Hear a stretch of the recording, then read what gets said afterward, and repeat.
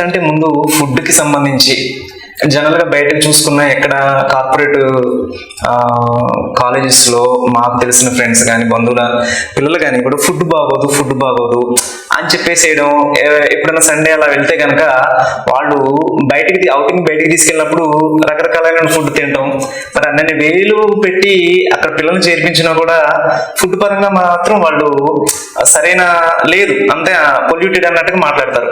మరి అన్ని రకాలుగా వినూత్నంగా ఆలోచించే ప్రగతి వారు మరి ఇక్కడ ఈ సూపర్ 60 బ్యాచ్ కి సంబంధించి ప్రత్యేకంగా ఫుడ్ పరంగా ఏమైనా ఎలాంటి చర్యలు తీసుకుంటారు? ఎస్, మంచి క్వశ్చన్ అడిగారు. మన గుడ్ హెల్త్ అనే ప్రోగ్రాం కింద ఇక్కడ మనం ఖచ్చితంగా తీసుకున్న విషయం ఏంటంటే, ఫస్ట్ నాన్ వెజిటేరియన్ జోలికి పోం ఈ వ్యవస్థలో ఎక్కడ కూడా. ఎందుకంటే అది మంచి ఆరోగ్యకరం కాదని, ఆ ఫుడ్ కంటే మంచి ఆరోగ్యకరమైన ఫుడ్లు మన న్యాచురోపతిలో దొరుకుతాయి అని చెప్పేసిన ఉద్దేశంతో మేము ఫస్ట్ అది అవాయిడ్ చేసాం. తర్వాత ఆర్గానిక్ సిస్టమ్ ద్వారా పంటలు పండిస్తున్నాం. ప్రస్తుతానికి మినప్పప్పు, పెసరపప్పు, రైస్ వీటి వరకు పండించగలిగాం. త్వరలో కూరగాయలు పండించేదానికి చాలా పట్టుదలతో నిర్ణయం తీసుకోబోతున్నాం. ఈ ఆర్గానిక్ ఫుడ్ ద్వారా అంటే పురుగు మందులు, రసాయన ఎరువులు ఏమాత్రం వాడనటువంటి ఫుడ్ సంపాదించుకొని అవి మన పిల్లలకి పెడుతున్నాం. దానివల్ల ఏం జరుగుతుందంటే దీర్ఘకాలికంగా రోగాలు రావడం అనేది తగ్గిపోతుంది. ఇవాళ మనం ఎంత దారుణమైనటువంటి ఆహారం తింటున్నామంటే, ఒక్క విషపు మందు కొడితే అది కొన్ని లక్షల పురుగులను చంపేస్తుంది. దాని అవశేషాలు ఆ కూరగాయల్లో మిగిలిపోయి మనం తిన్నప్పుడు కొద్దిగా పేరుకుపోయి చివరికి మనకి రోగగ్రస్తులు అయిపోతున్నాం. కానీ మన పిల్లలకి కర్మ పట్టకూడదు ఎక్కడ కూడా. వీళ్ళు నిండు నూరేళ్లు ఏ అనారోగ్యాలు రాకుండా, అంటే మోకాళ్ళ నొప్పులు, నడువు నొప్పులు, గైనిక్ ప్రాబ్లమ్స్, బీపీలు, షుగర్లు. ఇవాళ నన్ను అడిగితే హాస్పిటల్కి వెళ్తే 18 ఏళ్ళు 20 ఏళ్ల పిల్లలే ఇవన్నీ పెట్టి తిరుగుతున్నారు. కారణం ఏంటంటే, ఒకటి మానసిక ఒత్తిడి, రెండోది శారీరకమైనటువంటి ఎక్సర్సైజ్ లేకపోవడం, మూడోది ఈ ఫుడ్లో ఉన్నటువంటి ఈ కల్తీ. మన అవకాశం ఉన్నంతలో దీన్ని అవాయిడ్ చేసి, అంతా నా దగ్గరే ఉంటారు కాబట్టి పిల్లలు, వీళ్ళకి ఆర్గానిక్ ఫుడ్ సిస్టమ్ ద్వారా మంచి ఆరోగ్యకరమైన ఫుడ్ పెడతాం. దీన్ని ఇంకొంచెం వివరంగా చెప్పమంటే కనుక, అలానే పిల్లలకి రుచికరమైన పదార్థాలు దూరం చేయం. వాళ్ళకి ఆ వయసులో ఉండేటటువంటి మోజు కొద్దీ వాళ్ళు తినాలనుకునే తిండిని కవర్ చేస్తూ, దీన్ని యాడ్ చేస్తూ, కొద్దిగా అలవాటు చేస్తూ, దీని యొక్క విలువను తెలియపరిచి వాళ్ళకి ఒక అవగాహన కల్పించి ఈ ఫుడ్ని వాళ్ళు ఇష్టంగా తినేలాగా చేయటం ఇక్కడ మన యొక్క ధ్యేయం. దీంట్లో వీళ్ళు ప్రతిరోజు తెల్లవారుజామున యోగా క్లాస్లో ఒక బాటిల్, అంటే 1 లీటరు గోరువెచ్చని నీళ్ళు తాగుతారు. కొద్దిగా ఇంప్లిమెంట్ చేసి అలవాటు చేస్తాం. దానివల్ల చాలా ఆరోగ్యం చేకూరుతుంది. ఎట్లాగో ఎక్సర్సైజ్, యోగాసనాలు చేస్తున్నారు. రెండోది ఫుడ్ టిఫిన్ విషయంలో మార్నింగ్ 7 o'clock అలా వీళ్ళు టిఫిన్ చేసేటప్పుడు ఒక రకం స్ప్రౌట్స్ ఉంటాయి రోజు. దాంతోపాటుగా ఇడ్లీ ఉంటుంది. ఇడ్లీ 2 రకాల చట్నీలు ఉంటాయి. దాంతోపాటుగా ప్రతిరోజు ఒకరోజు పునుగు, ఒకరోజు గారె, ఒకరోజు పులిహోర, ఒకరోజు వడలు, ఇలా రకరకాల ఐటమ్స్ కూడా ఉంటాయి. అవన్నీ చక్కగా తినొచ్చు. దాంతోపాటుగా ఒక న్యాచురల్ ఫుడ్ యాడ్ చేసాం, ఒక స్ప్రౌట్స్ అనేటటువంటిది. దాంతోపాటుగా మనం పురాతనంలో చేసినటువంటి కర్డ్ ఇమ్యూన్ అని ఒక కొత్త పదార్థం, అంటే పెరుగన్నంలో రాత్రిపూట పాలు పెట్టి తోడుపెట్టినటువంటి అన్నంలో, పెరుగన్నంలో కొన్ని ఇమ్యూనిటీ పెరిగేటటువంటి పదార్థాలు కలిపి వాళ్ళకి రోజు ఒక ముద్ద, అంటే వాళ్ళు ఇంట్రెస్టింగ్ గా తినేలాగా దాన్ని తయారు చేసి ఉంచాక అందరూ హ్యాపీగా తింటున్నారు. ఇలాంటి ఫుడ్స్ ద్వారా ఉదయం టిఫిన్ పూర్తవుతుంది. ఇక మధ్యాహ్నం భోజనంలోకి వచ్చేసరికి కూడా మామూలుగా మన సాధారణమైనటువంటి భోజనం ఆర్గానిక్ రైస్తో పాటుగా పప్పుతో ఆకుకూరలు కలిపినటువంటి కూర ప్రతిరోజు, ఒక ఇగురు కూర. అదే పొద్దుపూట అయితేనేమో రసం, సాయంత్రం పూట సాంబారు, పొద్దుపూట పెరుగు, సాయంత్రం పూట మజ్జిగ, సాయంత్రం పూట ఒక వేపుడు కూర, ఒక పులుసు కూర ఉండేలాగాను, అట్లాగే 2 పూట్ల రోటి చట్నీ ఉండేటట్టుగాను, అట్లాగే వారానికి 1-2 సార్లు నిల్వ పచ్చళ్ళు కూడా ఉపయోగించిన విధంగా. ఇలా అంటే మన ఇంటి దగ్గర ఉన్నటువంటి విధానాలని కొంతవరకు అమలుపరుస్తూ, వీటితో పాటుగా కొంత న్యాచురోపతిని యాడ్ చేసుకుంటూ వాళ్ళకి అలవాటుగా మారుస్తున్నాం. సాయంత్రం పూట స్నాక్స్ టైంలో ప్రతిరోజు రాగి జావ 1 గ్లాస్, అంటే మంచి మన సొంతంగా గేదెలు పిండినటువంటి పాలు, దానికి తోడు నల్ల బెల్లం, రాగుల పౌడర్ సొంతంగా పడుచుకుని, ఇవన్నీ కూడా అంటే ఎక్కడ కూడా కల్తీ లేనటువంటి అనమాట. అలాగే రోజు సాయంత్రం పూట స్నాక్స్ లో ఒక రకం ఫ్రూట్స్, సీజనల్ ఫ్రూట్స్ కూడా చక్కగా ఇదే సిస్టమ్ లో అందిస్తాం. అలాగే ఇక్కడ మనకి జంక్ ఫుడ్స్ ఉండవు, అంటే ఐస్ క్రీములు కానీ, కూల్ డ్రింక్స్ కానీ, చాక్లెట్లు కానీ, ఇలాంటివి ఐటమ్స్ ఎక్కడ కూడా క్యాంటీన్లు అసలు ఉండవు మన క్యాంపస్లో. ఇన్స్టిట్యూషనల్ గానే హాస్టల్ సిస్టంలోనే అన్ని ఫుడ్స్ ఏర్పాటు చేస్తాం. వీళ్ళకి చక్కటి కండెలు కానివ్వండి, తేగలు కానివ్వండి, లేదంటే ఇంకా ఫ్రూట్స్ కానివ్వండి, వేసవకాలం వస్తే తాటి ముంజలు కానివ్వండి, వేరుశెనకాయలు పల్లీల సీజన్లో రకరకాల తంపటి వేరుశెనకాయలు కానివ్వండి, ప్రకృతి సంపద ఎక్కడ దొరికినా తీసుకొచ్చి వాళ్ళకి అందిస్తాం.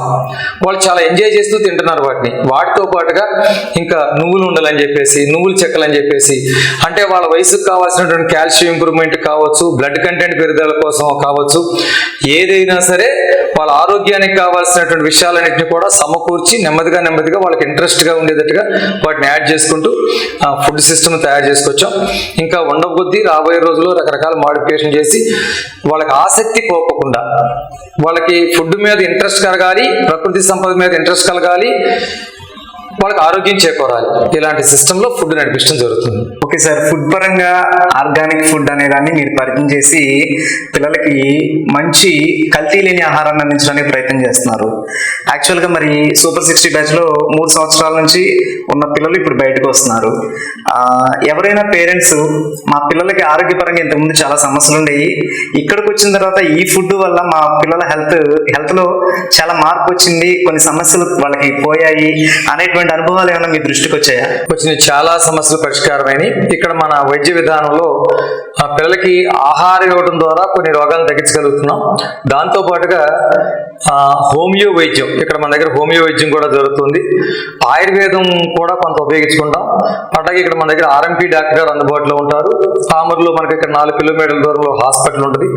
ఏ చిన్న అవసరం వచ్చినా మేము చాలా కేర్ఫుల్గా వెహికల్ పెట్టుకుని ఇప్పుడు 24 అవర్స్ హెల్త్ సర్వీస్ ఉంటుంది చేసుకుంటూ, మేము కూడా చిన్న చిట్కాలు వాళ్ళకి తెలియపరుస్తూ నెమ్మదిగా హెల్త్ ఇంప్రూవ్ చేసుకోవచ్చు. మొదటి వచ్చిన సంవత్సరంలో కొంచెం కాస్త బెంగ ఇలాంటివి ఉండటం మూలంగా, కొంచెం మానసికంగా వివరం గురి కావడం మూలంగా చిన్న సమస్యలు ఫేస్ చేస్తాం. కానీ నెమ్మదిగా 1 సంవత్సరం అయ్యేసరికి ఆల్మోస్ట్ ఎవరు కూడా అనారోగ్యాలతో లేరు, ఏదైనా ప్రత్యేకమైన సందర్భాలు తప్పితే కనుక. సో ఈ ఫుడ్ ద్వారా మనం మంచి ఆరోగ్యవంతమైన బిడ్డను తయారు చేయగలిగినటువంటి నమ్మకం ఉంది. కొంత సాధ్యమైంది, ఇంకొంచెం దీంట్లో ఇంప్రూవ్మెంట్ తీసుకోగలమని చెప్పేసి నా నమ్మకం.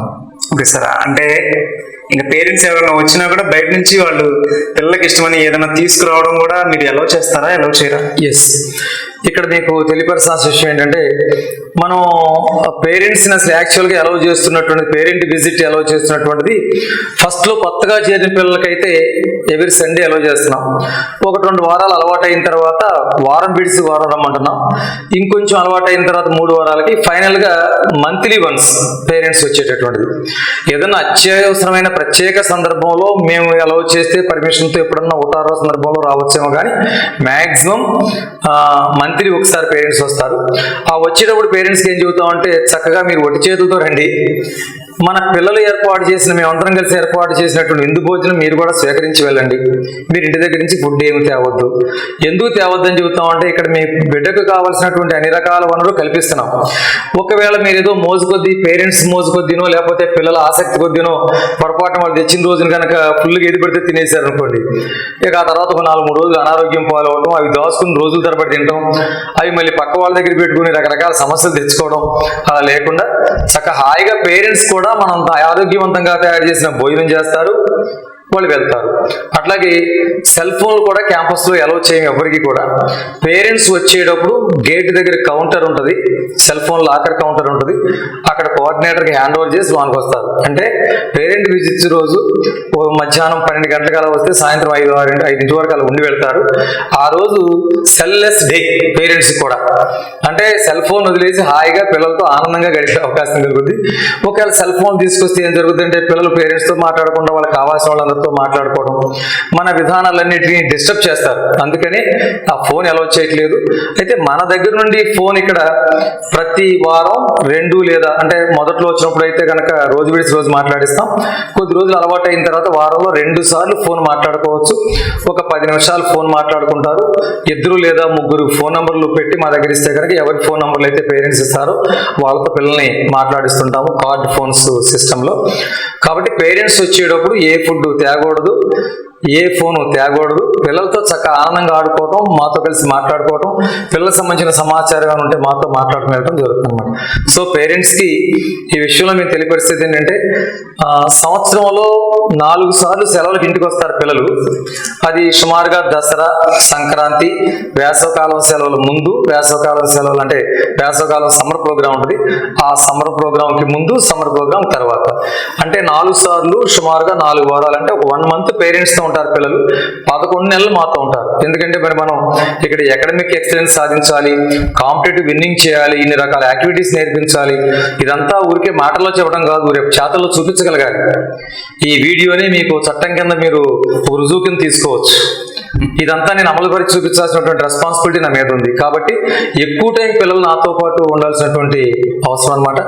అందుకే ఇంటికి వెళ్ళినప్పుడు మీరు ఏం పెట్టుకుంటారని నేను కాదనేది కాదు, కానీ ఇక్కడికి ఉన్నప్పుడు మాత్రం అంతా మా చెప్పు చేతుల్లో నడవాలి. ఫైనల్గా ఏంటంటే మన పిల్లల యొక్క బంగారు భవిష్యత్తు కోసం చేసే కార్యక్రమం ఇదంతా. ఓకే సార్, అయితే పేరెంట్స్ వచ్చేటప్పుడు ఏమీ తీసుకురాకూడదు, ఫోన్లు కూడా అలౌ చేయరు.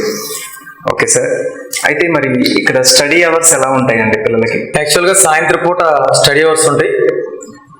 నా ఉద్దేశంలో స్టడీ అవర్స్ అంటే ఎవరో ఒక ఎంప్లాయీ ఉండి ఒక కరబొట్టుకు నువ్వు చదువుతావా వస్తావా అన్నట్టుగా కూర్చోవడం కాదు.